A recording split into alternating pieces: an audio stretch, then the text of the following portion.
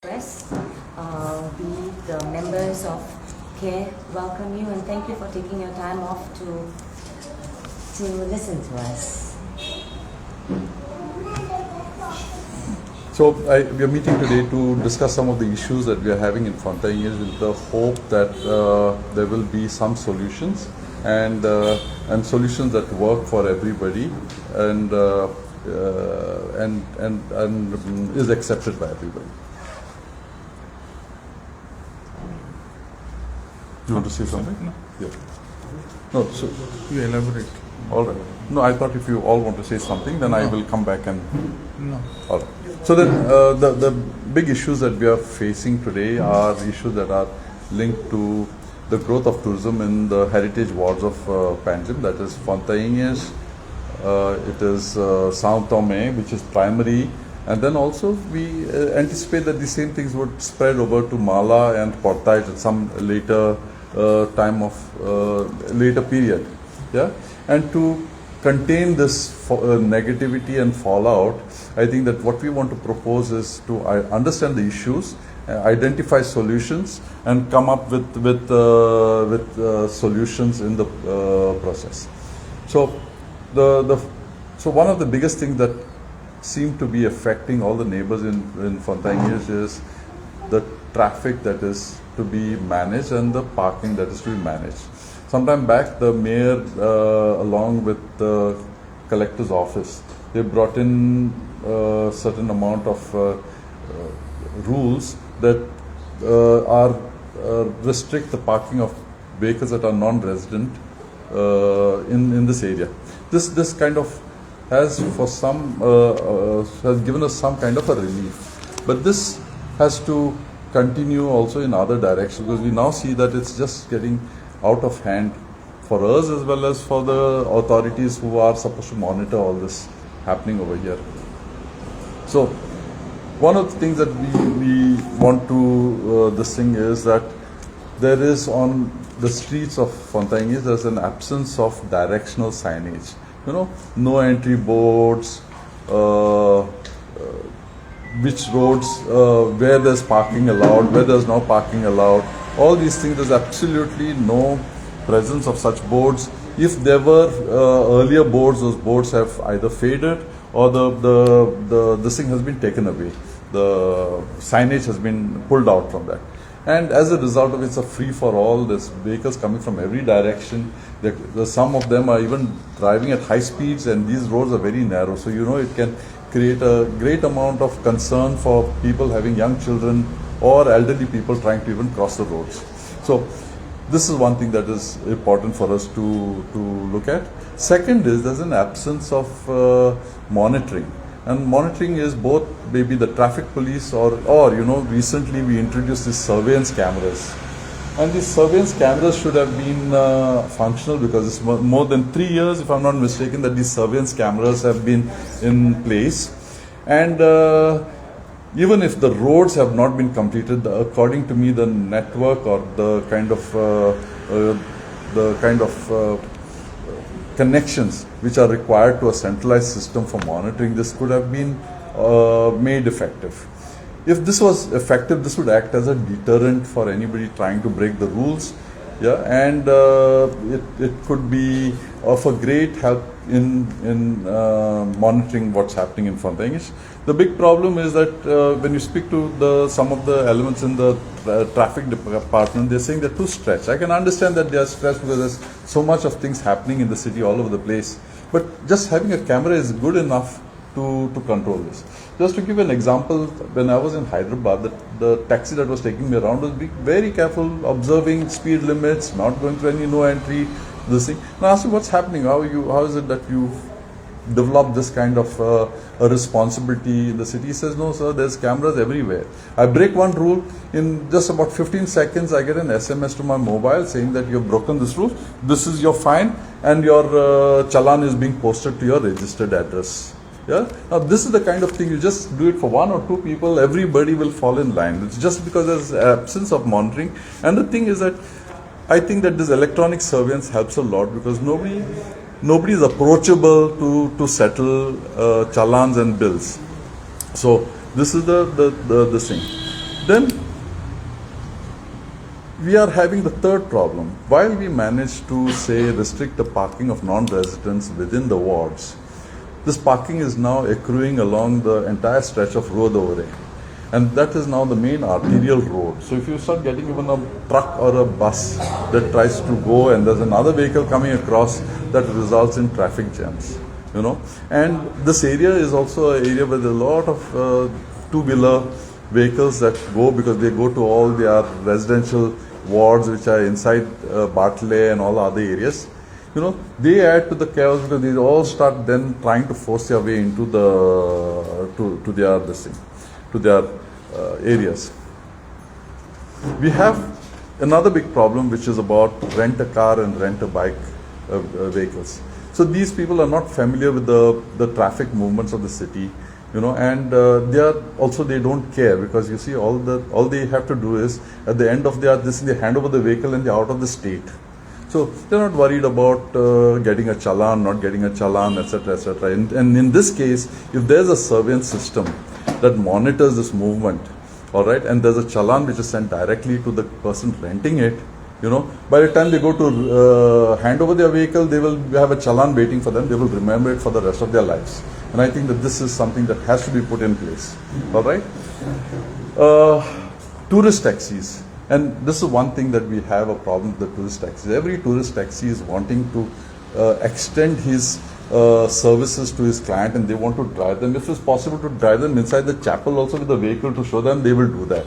So the thing is, how does one put these tourist taxis in their place? And I think that there have to be severe rules when they break these, they violate all these things of, you know, entering these areas with their large vehicles. And most of them today are large air-conditioned Innova vehicles that are not suited to the narrow lanes and roads of Fountainhas. So something has to be done to curtail this and put this in order. Now, towards finding solutions, all right, one thing that I can think of, and we had thought of it much earlier, and all of them are also been saying about it, is whether it's possible to identify centralized parking lots, all right. And these centralized parking lots could be like how we have a centralized parking lot which has recently been done, which is now serving all those ferry tours, you know, the cruise line, cruise tourism, you know. So something in that line, if spaces can be identified and things like that, then that would work very well.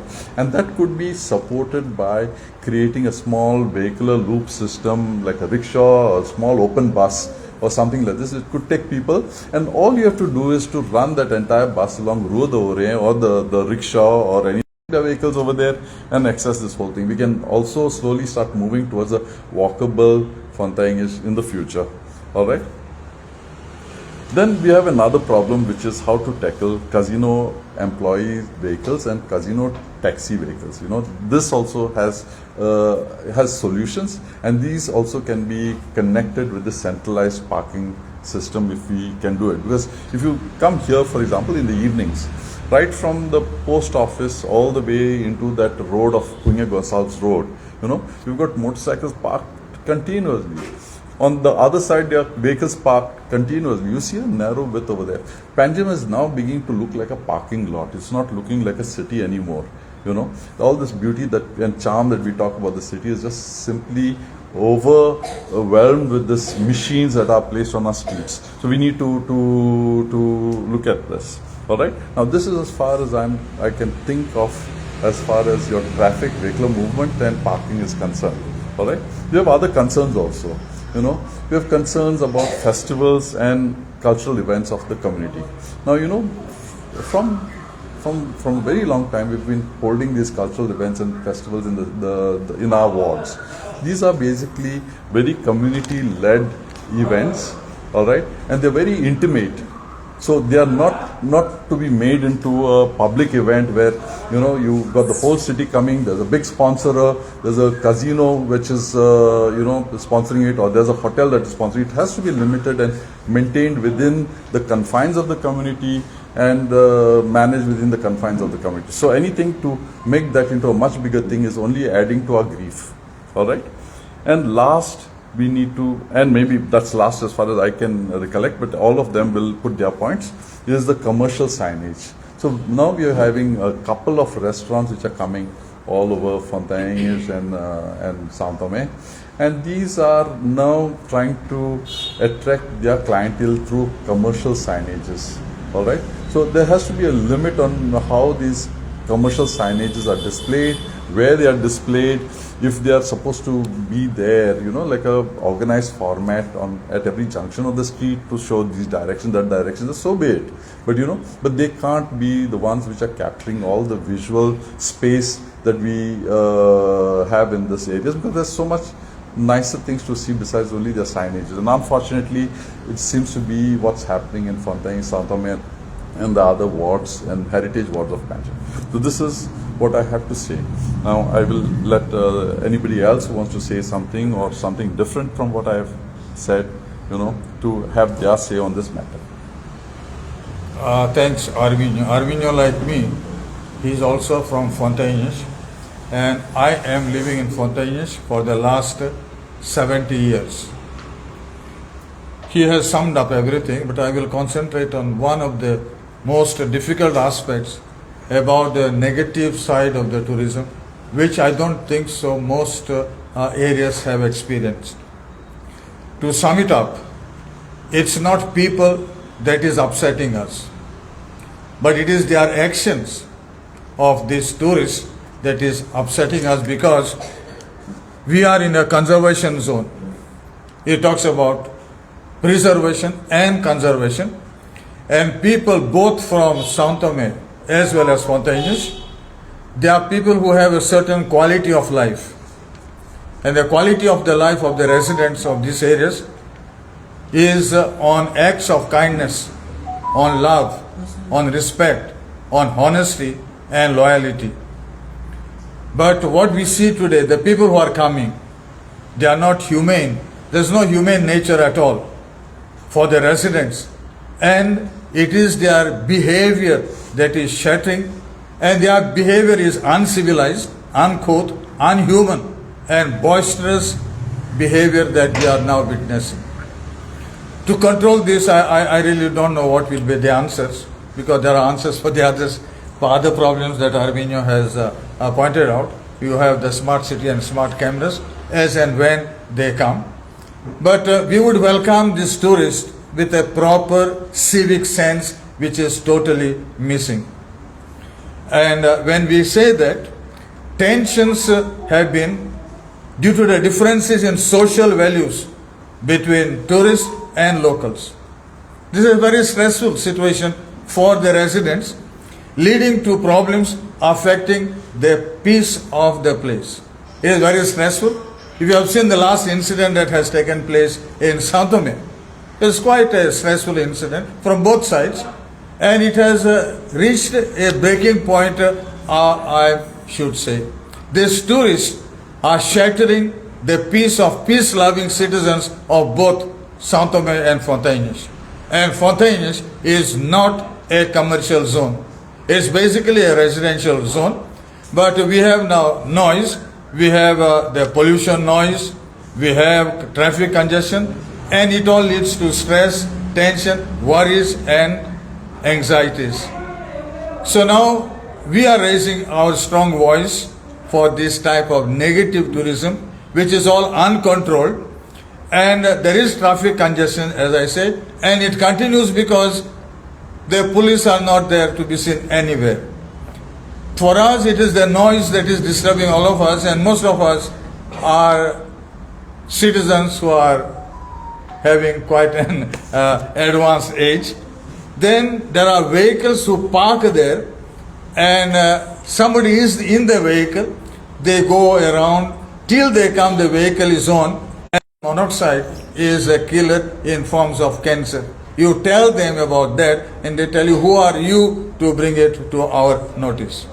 So the impact of tourism on people has affected the quality of life in São Tomé and Fountainhas. It has become very, very stressful. It produces health and safety problems in the community. How these are to be tackled, I don't have a solution, but we need to all sit together and find out that we have quality type of tourists coming into our areas. Thank you. Well, on my behalf, I would like to talk about, I would like to represent the next generation. We as a next generation are now looking forward to the younger generation, to the children of this generation that live in our locality. We also are concerned because our roads are actually lanes. They're small, they're fine. We've got our personal vehicles that are parked in front of our homes. We've got traffic that comes from inside, which has been happening over the years. The people, the locals from here know the directions to take. They know the right side, they know the wrong side, they know the left and the right. But the new vehicles that come in, they're causing a lot of distress for the residents. We've got old people living over there. What happens when there is an emergency in a home? We are homes, we are not houses. So what happens when there is an emergency? We do not have space to get an ambulance inside. The ambulance has to be parked on the main road outside, that's Ruadure. We don't have space for a fire brigade to be brought inside in case of any emergency which needs attention on the go. What happens to our old people? If we want to take them even in our personal vehicles, we cannot park the vehicle and let an old elderly person enter the car because we've got vehicles behind us that are hooting endlessly. That causes more anxiety and distress to a patient and the one who's taking them to the hospital, for example. So we need to have something that, I don't know, I can't talk about the solution at this moment, but this is a major problem that people are facing. So any side they go, they hoot. Now we've got people riding over the footpaths, over the pavers, under the pavers we've got our water pipelines. So how do we do what we can, but if there are proper signs, they come on the wrong side. The wrong side is very distressful because we've already got our mind set. Everybody has got their mindset already in place. This is the right, we go straight, end of the road, we go left, we go right. So when there's an object that's coming in the opposite direction, we don't know where to go. That causes a lot of conflict on the streets. Something needs to be done to help us, help the old, and also our future generations. We need to keep this place protected for that.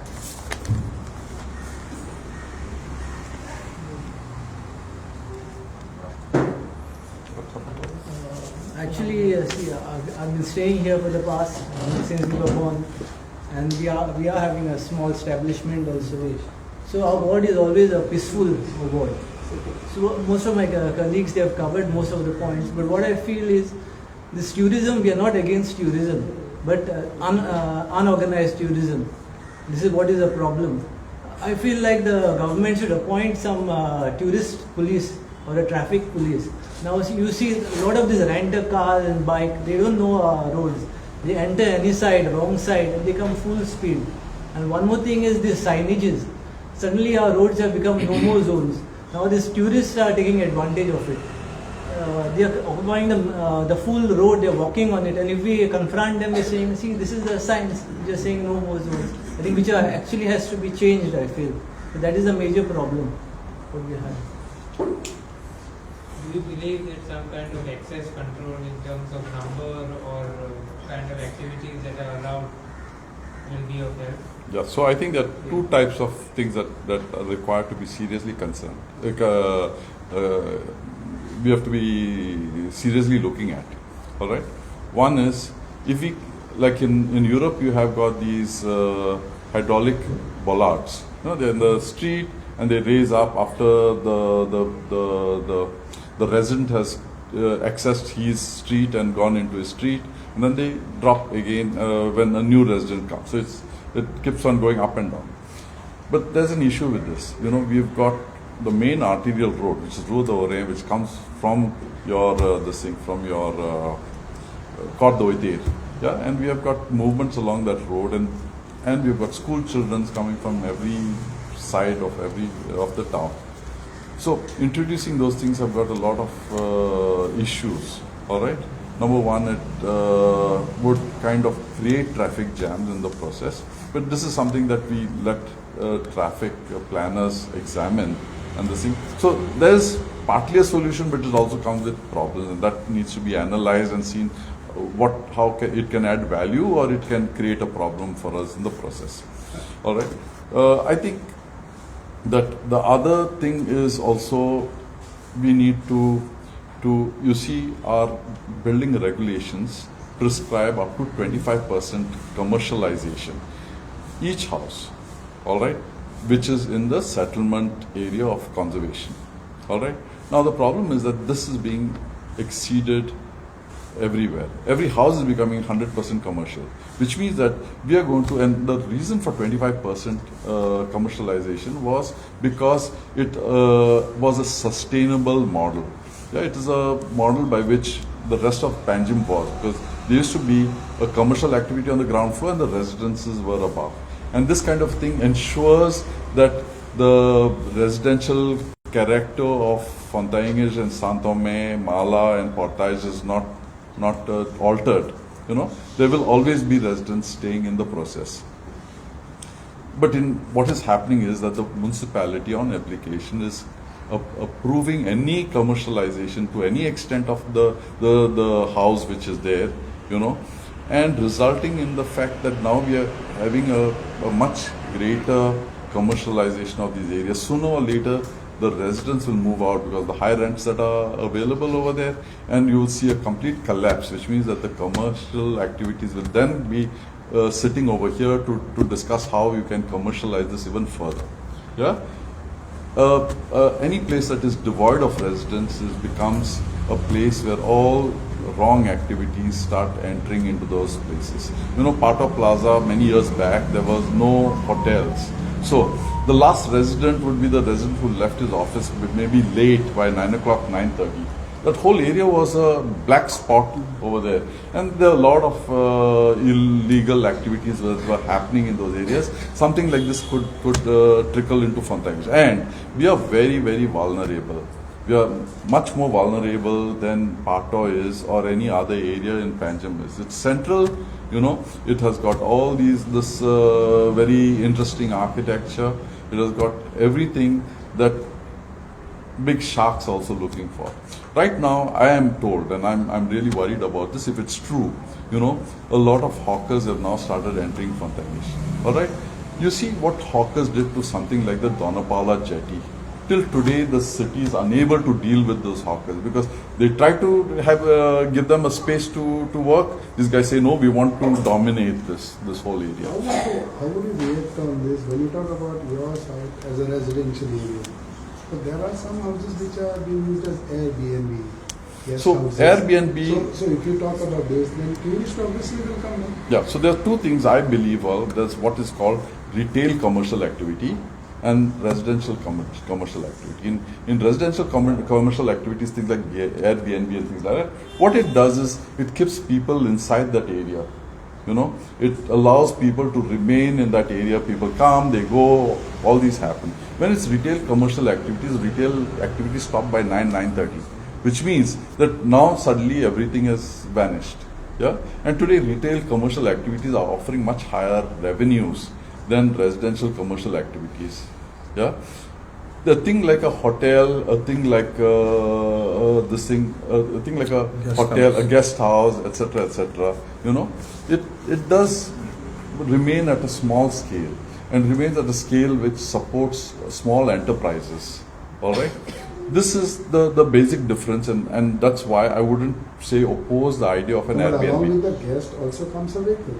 Along with the Rent guest a comes a car vehicle. Or rent a bike. Yes. So then you have a parking space issue. Yes. Where they will park. Yes. They will obviously park on the road. Yes. You will see all these vehicles. Yes. Movement also. Yes. So how would you object to that? So now, two things are happening in all this. All right. One is that about say 30% of the guests who are coming to Fountainhas are coming with their own vehicles. The remaining 70% are not really coming. They are just tourists. They have landed from the airport. They have taken a cab. They have come to this thing, or they have landed by train. They have taken a cab and they have come to Fountainhas. Those are pedestrian tourists. They will require a vehicle. They'll move around with this. Now there are two kinds of vehicles that they will try. One is a taxi, which is either a motorcycle pilot or a car taxi, all right, service. or they will try to hire a rent-a-bike or a rent-a-car. All right. Now it's these vehicles that come from the 30% that come driving to Goa and want to park, yeah, and the rent-a-car and the rent-a-bike tourists that are the real problems. All right. Now, if you look at the fact that these houses were once occupied by people, all right, they would have had a certain amount of vehicles that already belong to that house. So this, whatever is happening, is kind of a displacement of vehicles that did exist earlier. All right. I'm not saying that this is a solution. We can't really say that this is a solution, because some of these houses which are otherwise can be just one single house given out for tourism, or can be number of rooms that are given out for tourism, which means in other words that you are looking at something like 10 rooms in a house having 10 vehicles at the same time, and that's not sustainable. So the whole purpose of what I'm trying to say over here is that rent a car, rent a bike, first should move directly out of the city. They should move to centralized parking lots, and these people be given the services of a bus route. routes. Give this information to those guests and all. The owner don't give them. The hotel owner has. The owner Yeah. of the So when they do the booking itself, all right, they are informed that some of these houses have got parking lots of their own. You think your All right. people will listen to this? Yeah, they will, or they will not come here. So all this is covered under the no-more zone. It very clearly specifies that this is not for parking of other cars than the residents. Now, understand that we are promoting heterogeneous tourism development, and there is lot of stress from the domestic ones. Now we in our areas, we also get upscale international tourists. There is no problem at all. They come in groups with guides. There is no problem whatsoever with them. The problem is domestic tourists. And the problem is not with 100% of the domestic tourists. It's 80%, because they have social conflicts with us. Social conflicts are bringing in tension and conflicts. These are the loud and rude tourists that we have to deal with. The guest houses, the owners of the guest house, it is incumbent on them to tell their guests, if they are coming with their own cars, that you cannot park this in this area, which some of them they don't do. Okay? So for them they are selective. If all the guest house owners tell them, this is not a place for you, please do not park, the problem is solved. They are also in collusion inwardly with all of them, because they want business. But business at the cost of the peace of the residents is totally unfair. This is one more thing. Second thing is even restaurants are there. No, Yeah. so that's what I'm trying to identify, make a difference between, say, retail commercialization and residential commercialization. In a restaurant, for every table that you've got, you could end up expecting 2 vehicles bringing people to that place. So you can imagine something with like 20 or 30 tables like this could invite something like 10, 15 vehicles to that place. So those are unsustainable. They just cannot be sustained by this thing. They have to go to a centralized parking lot, and there has to be a system of dropping the people, valet parking, or a system of taking people. Who will do that valet parking? Is the government? No. Is the This owner? valet parking has to be the done owner. by the commercial establishment. That's the only way it can be done.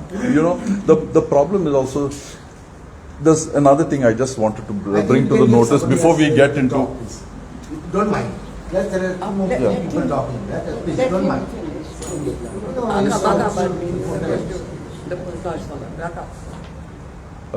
So there's another thing that we are also experiencing is what is happening from commercial hawkers, yeah, and this is something which is worrisome, because the commercial hawkers are also trying to act like people managing parking. All right, so you've seen them directing people how to go there, how to park over there, etc., etc. And apparently they're collecting fees from the people who are parking. All right, this is a bit worrisome, because this is going to end up building up small mafias, streetwise mafias, who will try to control each of these streets. Little battles between each of these mafias, and I think that this has to be looked at very, very seriously. This has to be stopped immediately.